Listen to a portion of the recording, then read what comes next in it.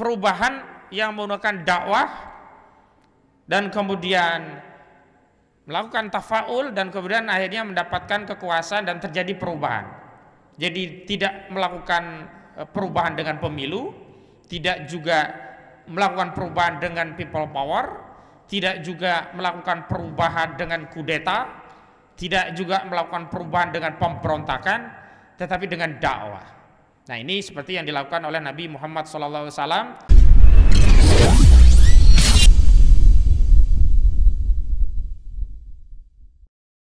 Pemirsa sekalian yang dirahmati Allah Subhanahu wa taala, sejatinya perubahan adalah sunatullah begitu. Bahkan ada adagium yang menyatakan di dunia ini tidak ada yang abadi kecuali perubahan itu sendiri begitu. Dan jatuh bangunnya peradaban itu dibergilirkan oleh Allah Subhanahu wa taala. Umat Islam pada kurun sekira 13 abad pernah mengalami masa kejayaan, memimpin peradaban dunia dengan Islam, dan tampaklah Islam itu sebagaimana dinyatakan oleh Allah, dinyatakan oleh As-Sunnah, dinyatakan dalam berbagai sumber-sumber hukum Islam. Islam itu benar-benar agama yang sempurna. Al-Islamu ya'lu wa la yu'la alai. Namun pada akhirnya Allah Subhanahu wa taala juga mentakdirkan Islam ini terpuruk begitu.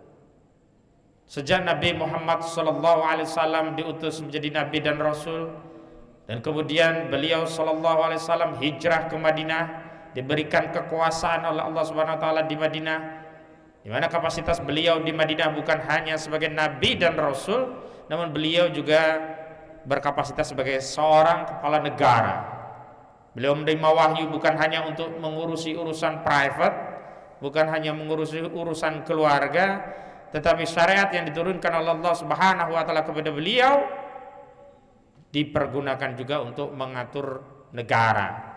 Beliau mengatur pasukan, beliau mengatur pemerintahan, beliau membagi harta, mengambil harta dari orang-orang yang kaya, membagikannya kepada orang yang fakir dan miskin. Beliau mengambil apa yang menjadi hak daripada orang-orang miskin dari orang-orang kaya, mendistribusikannya. Beliau kemudian memimpin ekspedisi jihad fi sabilillah. Beliau mengemban risalah Islam dengan dakwah, dan ketika dakwah itu menghadapi hambatan, beliau juga berjihad.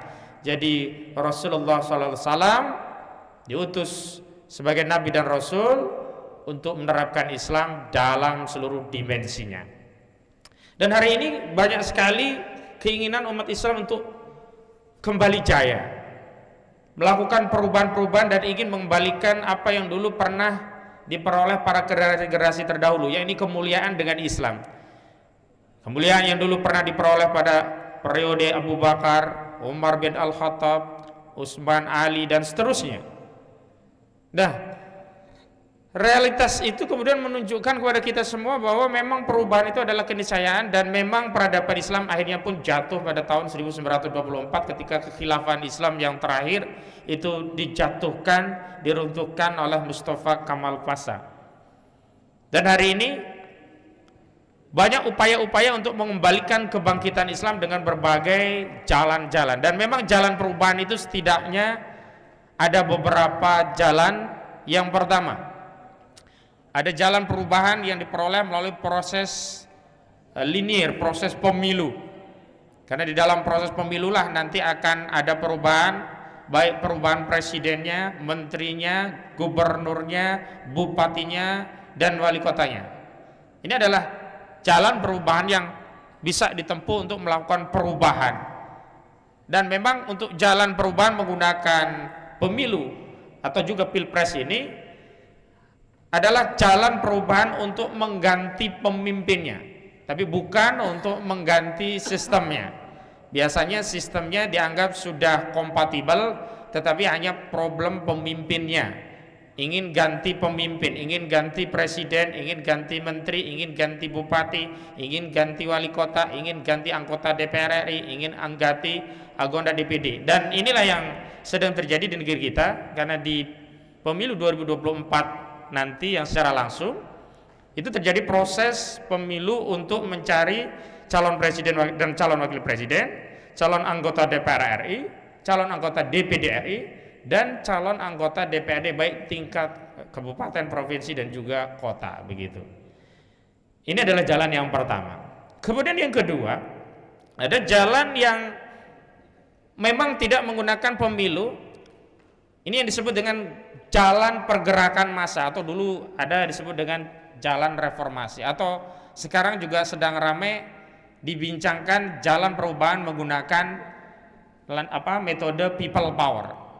People power atau jalan yang menggunakan kekuatan rakyat itu adalah proses perubahan yang tidak bertumpu kepada proses politik pemilu atau pilpres, tetapi menggunakan kekuatan rakyat untuk memaksa kekuasaan berganti sesuai dengan kehendak rakyat. Dan jalan ini sepanjang kemudian mendapatkan persetujuan politisi dan kemudian mendapatkan dukungan yang meluas, maka ini juga bisa melakukan perubahan.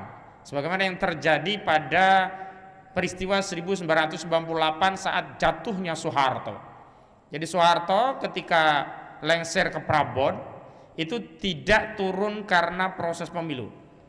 Sebenarnya harusnya Soeharto masih menjadi presiden, tetapi karena ada gerakan rakyat, gerakan people power dalam bentuk reformasi ketika itu, maka Soeharto jatuh di tengah jalan.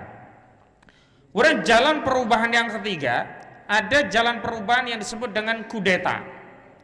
Kudeta ini adalah jalan perubahan yang dilakukan umumnya oleh mereka yang punya kekuatan, yang punya senjata, atau kita sebut militer. Jadi diasingkan, tidak ada perlawanan dari rakyat dan militer semua ada dalam satu komando, maka mudah sekali melakukan perubahan dengan jalan kudeta. Otoritas militer mudah sekali untuk menjatuhkan kekuasaan atau otoritas politik melalui jalan kudeta, manakala dua hal. Yang pertama, militer menghendaki secara total sehingga tidak ada jaringan atau jaringan militer lainnya yang menolak untuk melakukan kudeta. Yang kedua, rakyat juga menyetujui kudeta yang dilakukan oleh militer. Jalan kudeta ini paling sering kita temui di Thailand. Jadi proses pergantian kekuasaan di Thailand itu rata-rata terjadi bukan dengan pemilu, rata-rata dengan jalan kudeta. Jadi ada pemilu, ada people power, ada kudeta, ada jalan yang keempat, yakni pemberontakan.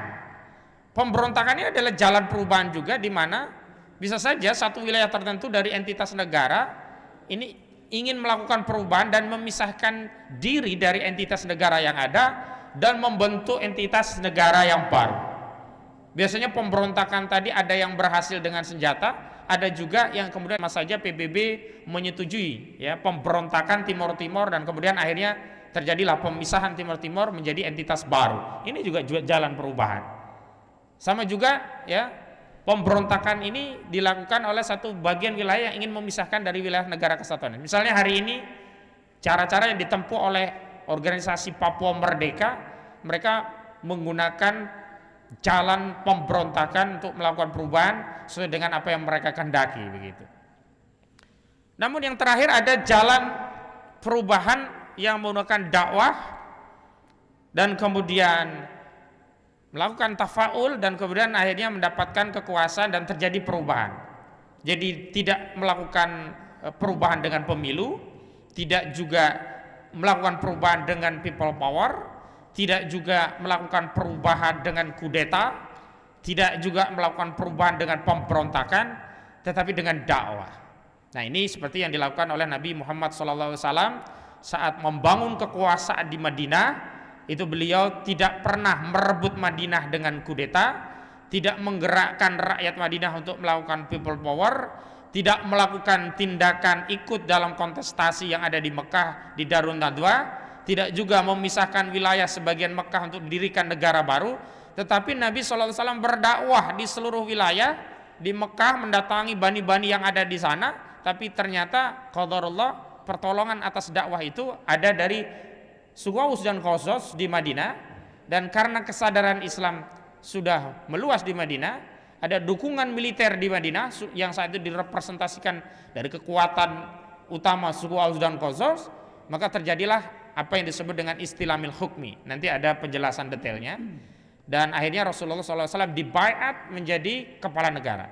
Jadi untuk menjadi nabi Rasulullah tidak perlu baiat, tetapi ketika nabi dibaiat itu hakikatnya adalah baiat sebagai kepala negara. Karena setelah nabi dibaiat menjadi kepala negara Islam di Madinah, maka nabi sejak saat itu menjadi penguasa dan kemudian menerapkan konstitusi dari Al-Quran dan As-Sunnah. Dengan demikian secara serta-merta wahyu yang turun kepada nabi diterapkan dalam kehidupan. Berbeda pada saat di Mekah, Rasulullah belum punya kekuasaan, belum punya pasukan, belum punya senjata, belum punya wilayah yurisdiksi kekuasaan, belum punya administrasi dan sebagainya. Maka Rasulullah tidak bisa menerapkan Islam dalam bingkai daulah.